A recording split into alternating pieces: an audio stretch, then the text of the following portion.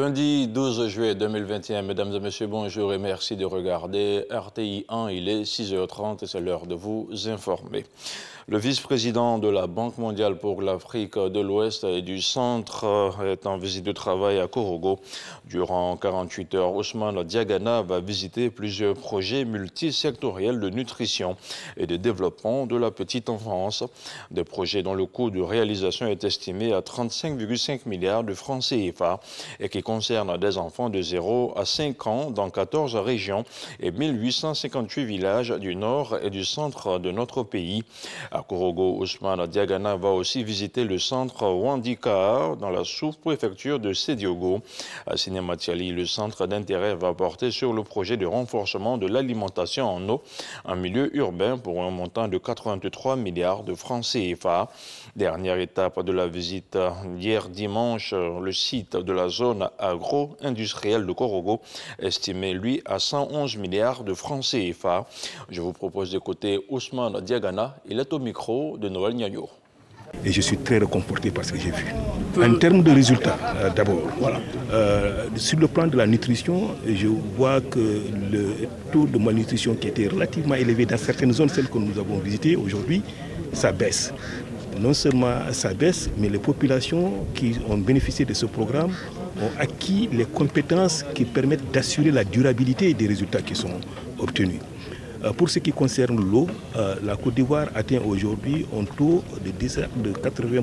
80% de la population ivoirienne a accès à l'eau. C'est largement au-dessus de la moyenne en Afrique de l'Ouest et l'Afrique centrale. Mais la Côte d'Ivoire n'a pas encore atteint l'objectif de développement du millénaire qui est de 84%.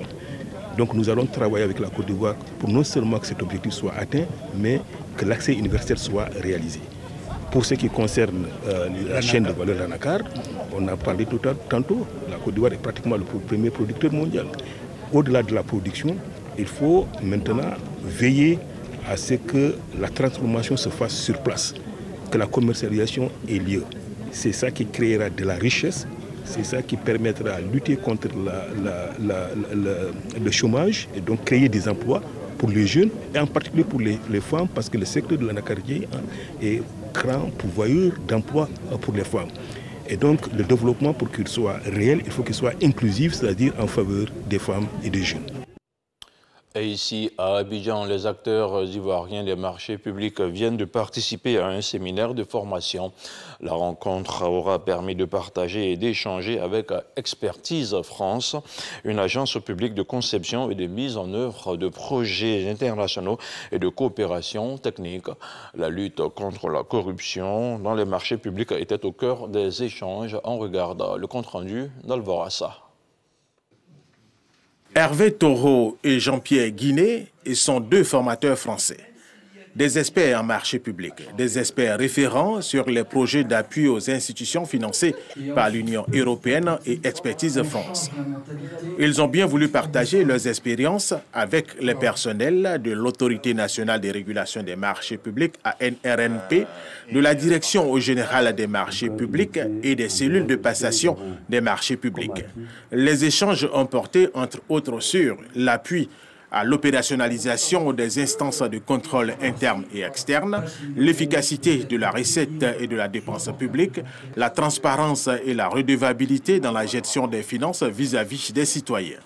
Pour les formateurs, les échanges ont été exceptionnels et les moments de partage ont édifié les uns et les autres. Durant tout le temps de la formation, il y a eu des échanges d'expérience, il y a eu des échanges juridiques, sur des questions juridiques qui étaient très pointues, et bien entendu des échanges sur les composantes techniques des marchés publics en Côte d'Ivoire. Je pense que tous les exemples que nous avons cités et que nous avons appris de la part de vos collaborateurs ont été très riches d'enseignements et je pense qu'il y aura des conséquences en termes d'outils que nous avons élaborés pour les aider dans leur autocontrôle, dans le cadre de leur mission. Penanyaba Koulibaly, président du conseil de la NRNP, tout en appréciant le niveau de cette formation, a donné quelques éléments techniques de détection de fraude et de corruption dans les marchés publics. Il s'agit de parvenir à une plus grande redevabilité des acteurs qui interviennent à ces différentes étapes faire en sorte que toutes les astuces, toutes les stratégies utilisées par les fraudeurs ou par ceux qui contournent les règles puissent être connues par nos collaborateurs. Et cette formation très appréciée par les formateurs et les personnels formés devra contribuer progressivement à la réforme du système actuel. Transition démographique, employabilité et sécurité en Afrique, c'est le thème d'une séance de formation qui s'est déroulée au CERAP, initiée par l'Institut de stratégie d'Abidjan. Elle avait pour objectif de sensibiliser les étudiants sur les dangers du terrorisme. Les explications d'Issa Chonayo. Outiller et former les étudiants, surtout la jeune féminine, à mieux comprendre et sensibiliser la population sur la notion du terrorisme dont l'Afrique de l'Ouest est devenue un terreau fertile. L'Institut de stratégie d'Abidjan, accompagné de partenaires, a fait de cela une préoccupation. L'une des causes majeures, c'est la pauvreté. Les régions qui se sentent abandonnées par le pouvoir central, donc les populations de ces régions adhèrent facilement à la cause des mouvements terroristes, comme cela se voit dans le nord du Niger, du Mali, du Burkina. Je pense que c'est plus une question de conditions de vie et de travail. La pauvreté, l'ignorance, le manque de coordination au niveau du renseignement sont autant de causes qui rendent difficile la lutte contre le terrorisme. Pour des experts, il faut mettre un accent sur ce genre d'initiative à l'endroit des femmes et des jeunes, cibles vulnérables des terroristes. On a des femmes aujourd'hui qui s'enrôlent avec ces groupes terroristes. Ce qu'il faut faire, c'est qu'il faut travailler à vraiment prendre en compte cette situation. La question du terrorisme n'est pas que militaire aujourd'hui.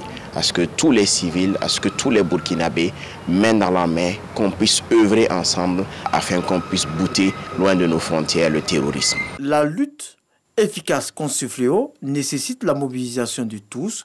On ne peut combattre le terrorisme sans l'implication cruciale des forces de sécurité qui doit reposer sur une concertation et sur une coopération de toutes les parties prenantes étatiques.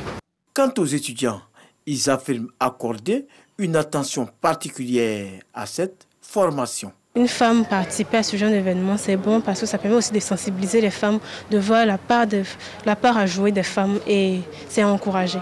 On encourage beaucoup la jeunesse à participer à ce genre d'initiatives parce qu'on remarque que la jeunesse estudiantine, la jeunesse de la Côte d'Ivoire ne s'adonne pas à ce genre de séminaires alors que c'est très instructif. Outre la Côte d'Ivoire, le Burkina Faso, le Niger et le Tchad, des pays fortement touchés par le terrorisme, ont participé à cette formation de l'Institut de stratégie d'Abidjan. On parle maintenant de culture, notamment de l'émission des vacances Variétoscope 2021. Après l'étape de la ville de Mans, l'équipe du NG10 était samedi à San Pedro pour la deuxième escale des manches éliminatoires. 2 groupes sur 3 se sont qualifiés pour les phases finales prévues à Abidjan. On en parle avec Sam Conan. Variétoscope 2021, place Saint-Pierre. Deuxième étape des manches éliminatoires à San Pedro. 17h40, les différents groupes font leur apparition. Le public, lui, est déjà en place. Le soleil, présent depuis le matin, lance ses derniers rayons avant d'aller se coucher. Et la mer, quant à elle, salue la venue des variétoscopes dans la cité balnéaire à travers des vagues. L'équipe du NG10 pour un dernier briefing.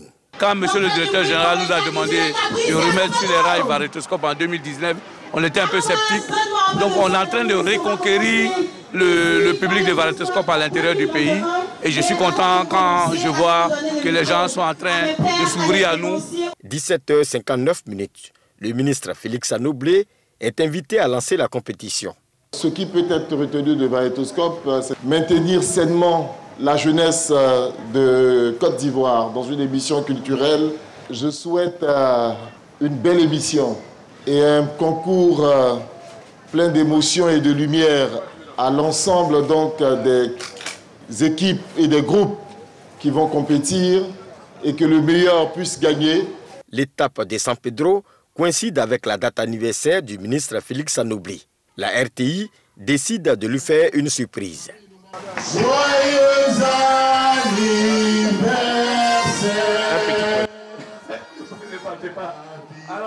Il est 18h19. Top départ pour la présélection. Le premier groupe entre en scène.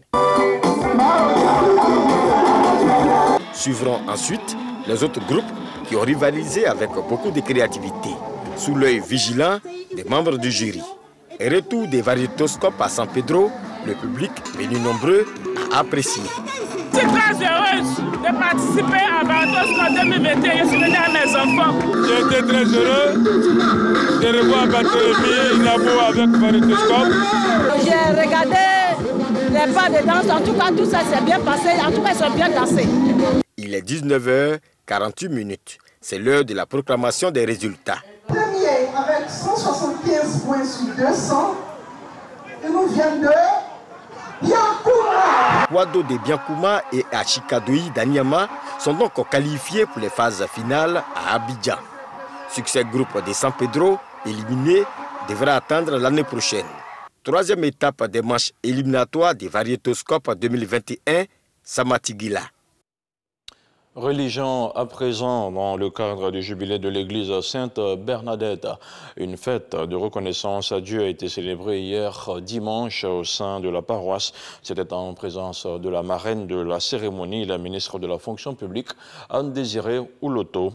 Le but est de rendre grâce à Dieu pour ses bienfaits et profiter de l'occasion pour lever un fonds pour la construction de la nouvelle paroisse. Le compte-rendu de Patricia Omouetia. L'église catholique Sainte-Bernadette de Makori a célébré ses 30 ans d'existence. La fête de reconnaissance à Dieu a eu lieu dans la dite église avec pour marraine la ministre de la fonction publique Anne-Désirée Ouloto. Le curé de la paroisse s'est réjoui de la progression de cette église en 30 ans. D'une petite communauté au départ, aujourd'hui elle compte parmi les plus importantes du diocèse. Il convient donc de rendre grâce à Dieu pour sa bonté à l'égard de ses fidèles, a-t-il indiqué. Il a exprimé sa reconnaissance à l'égard des pionniers et à tous ceux qui ont œuvré à la construction et au développement de cette paroisse. Nous profitons de cette occasion pour dire merci à Dieu pour ce jubilé et mobiliser la communauté pour porter ce projet de reconstruction d'une nouvelle église ici à Sainte-Bernadette. Pour les 30 ans de cette paroisse, pour les pionniers, beaucoup nous ont quittés, sont dans la maison du Père, pour tous les missionnaires qui sont venus ici annoncer l'évangile, pour que sur ce territoire de Makori, Jésus-Christ soit annoncé. Pour la marraine de cette célébration, il était important de soutenir la communauté et de contribuer à la réussite de ces festivités. Je suis venu soutenir leur projet de construction de la nouvelle église. C'est un projet important et c'est donc tout à fait normal que je vienne apporter ma modeste contribution à ce beau projet qui va permettre donc de continuer l'œuvre du Seigneur à Makori. Le gouvernement a besoin de paix pour que chaque Ivoirien vive sereinement, fasse des projets de vie. Et cela, nous ne pouvons l'obtenir sans l'implication des religieux. Dons et actions de grâce ont clôturé cette messe de reconnaissance à Dieu. Place à présent à l'actualité internationale. Au Ghana, la décision de rémunérer les premières et deuxièmes dames du pays fait polémique. Le Parlement a récemment voté un amendement permettant aux épouses du président Nana Akufo-Addo et de son vice-président de percevoir des émoluments. Le président et son vice-président ont décidé d'octroyer des émoluments à leurs femmes respectives de près de 40 000 € sur 4 ans et en leur qualité de première et deuxième dame du pays. Mais alors que le pays est en pleine crise économique et que des manifestations ont éclaté la semaine dernière, cette mesure passe mal auprès des populations. Et puis en République démocratique du Congo, le cardinal Monsengo, archevêque émérite de Kinshasa, est décédé hier dimanche en France à l'âge de 81 ans. Son décès intervient 6 jours après son évacuation médicale. Monseigneur Monsengo a été l'une des voix critiques à l'égard des différents régimes qui se se sont succédés en RDC, celui de Mobutu Sese Seko, Laurent Désiré Kabila, Joseph Kabila et puis Félix Tshisekedi, ordonné prêtre en 1963, fait cardinal par Benoît XVI en 2010. Cette grande figure de l'Église catholique africaine avait cédé son fauteuil à la tête de l'archidiocèse de Kinshasa à Monseigneur Mbango en novembre 2018. Voilà, c'est tout pour ce 6h30. Merci de l'avoir suivi. Restez toujours sur RTI 1. Juliette Ouya sera chez vous pour le journal de 13h. À demain.